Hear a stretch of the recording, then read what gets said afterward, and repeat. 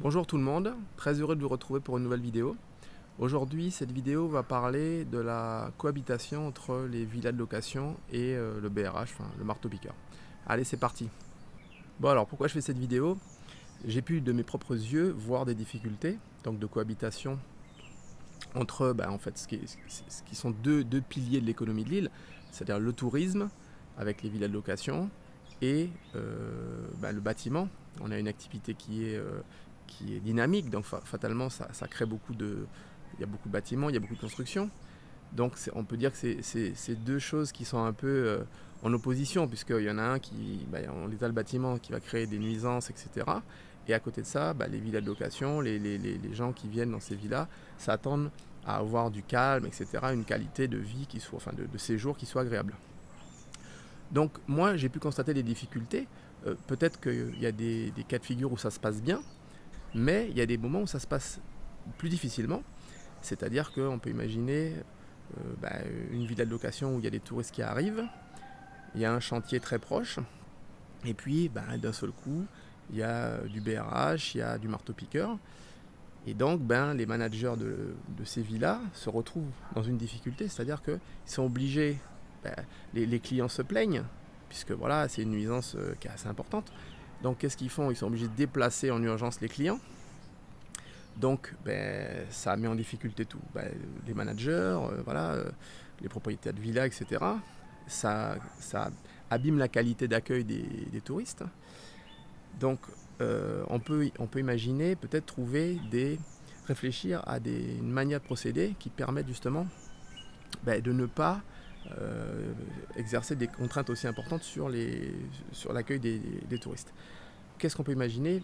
Peut-être une réflexion qui serait de dire, dans un périmètre donné, c'est-à-dire, je ne sais pas, un nombre de mètres, 300, 400, je ne sais pas, autour d'un chantier, s'il y a des villas de location très proches, qu'il y ait un échéancier qui soit donné aux managers, à ceux qui s'occupent de la location, pour qu'ils puissent savoir, par exemple, telle date, il y a du BRH, donc soit ils ne louent pas la maison, soit il faut une promotion, enfin voilà, ils s'organisent en fonction de l'échéancier qu'on leur fournira, et ça permettra, soit il n'y a personne dans la maison pendant vraiment un laps de temps où il y a beaucoup de nuisances, si la maison est vide, soit on s'organise, peut-être des réductions, etc. Voilà.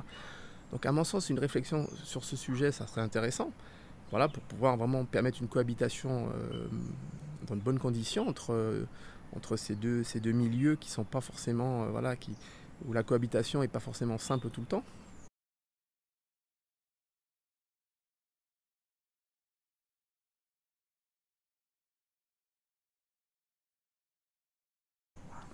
On peut peut-être imaginer aussi d'autres formules où, je sais pas, où le marteau-piqueur, le BRH soit réduit, voire interdit, je sais pas moi, pendant 3-4 mois, ou pendant vraiment les pics de saison, parce qu'il y a Noël, où je sais qu'en fin d'année c'est interdit, il y a un laps de temps où c'est interdit, mais on pourrait imaginer rallonger ça et faire en sorte que ce soit interdit plus longtemps pour permettre justement que les gens qui viennent sur l'île ne soient pas trop gênés par ça.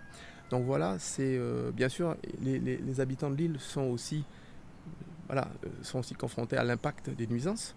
Maintenant, voilà, cette vidéo, c'était vraiment pour relater quelque chose que j'ai vu, ça a vraiment des difficultés de cohabitation. Donc voilà, écoutez, dites-moi ce que vous en pensez dans les commentaires. Et puis voilà, je vous souhaite une bonne journée. À bientôt.